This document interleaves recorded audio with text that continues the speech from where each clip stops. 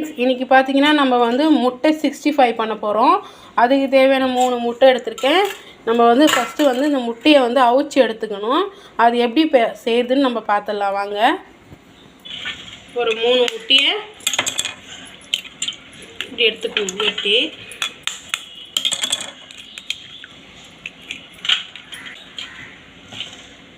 மஞ்சத்தூள் போட்டுக்குங்க, கொஞ்சமாக சால்ட்டு போட்டுக்குங்க. நான் கஸ்தூரி மெத்தி தான் நீ சேர்க்குறேன். கொஞ்சமாக கஸ்தூரி மெத்தி போட்டுங்க.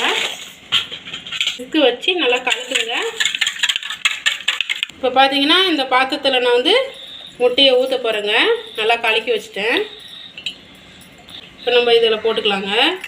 இப்போ பார்த்தீங்கன்னா இந்த மாதிரி பாத்திரத்தில் நல்லா செட் பண்ணி வச்சுருங்க. இங்கே பார்த்தீங்கன்னா இட்லிக்கு உண்டான தண்ணி வச்சுருக்கேன். ஒரு கிளாஸ் தண்ணி சரியாக இருக்கும்.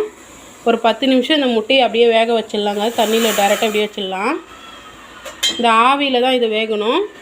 நம்ம ஒரு மூடி போட்டு ஒரு 10 நிமிஷம் அப்படியே வேக விட்டுடலாங்க. அதுக்கப்புறம் வெந்ததுக்கப்புறம் தான் நம்ம ஆற விட்டு ஸ்லைஸாக கட் பண்ணி அதுக்கப்புறம் அதுக்கு தேவையான மசாலாலாம் போடலாம். நம்ம வச்ச முட்டை நல்லா வெந்திருக்கு, பார்த்துடலாம்.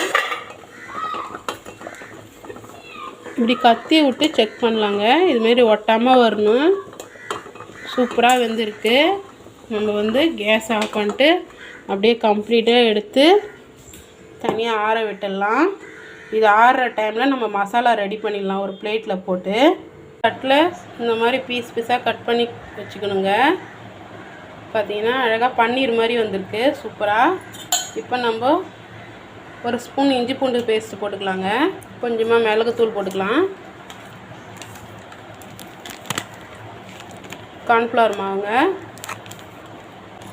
தனி மிளகாத்தூளுங்க,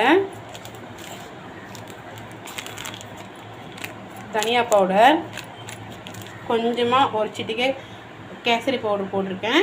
அவ்வளோதான். நம்ம போட்டு கிளறிக்கலாம். கிளறிட்டு பொரிச்சு எடுத்துக்கலாங்க. நான் மிக்ஸ் பண்ணிட்டு உங்களுக்கு காட்டுறேன். நிறைய மிக்ஸ் பண்ணி வச்சுக்கோங்க. இப்போ நம்ம வந்து எண்ணெயை ஊற்றி பொரிச்சு எடுத்துடலாங்க. இப்போ பார்த்தீங்கன்னா எண்ணெய் நல்லா சூடாகிடுச்சு. நம்ம ஒன்று ஒன்றா போட்டுக்கலாங்க.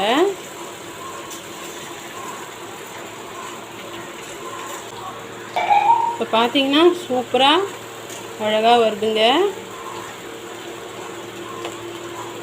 இது நம்ம இது மாதிரி செஞ்சு கொடுத்தா நம்ம முட்டையில் செஞ்சுனே நினைக்க மாட்டாங்க. டிஃப்ரெண்ட்டான டேஸ்ட்டில் இருக்கும். இந்த முட்டை 65 நம்ம எல்லா சாப்பாடுக்கும் வச்சு சாப்பிட்லாம். வெறுமனே அப்படியே ஈவினிங் ஸ்நாக்ஸாகவும் சாப்பிட்லாம். செம்மையாக இருக்கும்.